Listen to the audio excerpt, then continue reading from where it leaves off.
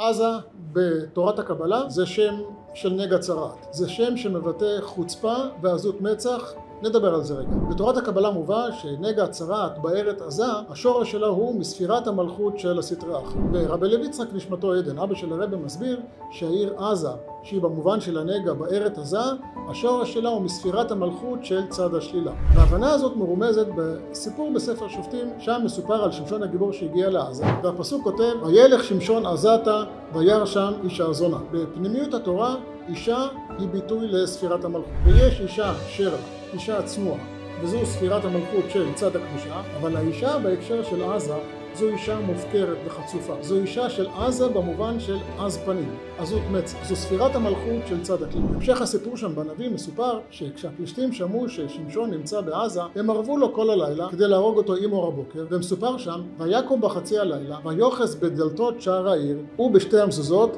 וישם על כתפיו, ויעלם אל ראש ההר אשר על פני חברון. חז"ל אומרים ששערי עזה היו ברוחב 60 אמה, וגם הפרט הזה תואם את התוכן של עזה. ההיכל וקודש הקודשים של בית המקדש, שזה המקום של ספירת המלכות בצד הקדושה, היו באורך של 60 אמה. ועזה, שהיא המנגדת השלילית למלכות של הקדושה, השערים שלה היו באותה מידה, גם הם היו 60 אמה. שמשון הגיבור עקר את שערי עזה ונשא אותם על הכתפיים שלו אל ראש ההר. התוכן הפנימי של הדברים הוא שהניצחון של המלחמה מול עזה, מול המלכות של הסטרא אחרא, גם הוא קשור עם כתפיים. כשמשה רבנו מברך את שבט בנימין, שבחלק שלו בארץ ישראל נבנה בית המקדש, שזה המקום שהוא בחינת המלכות של צד הקדושה, הוא מגדיר את מקום בית המקדש במילים ובין כתפיו שכן. בית המקדש זה הכתפיים של צד הקדושה, זה המקום שבו שורה ספירת המלכות.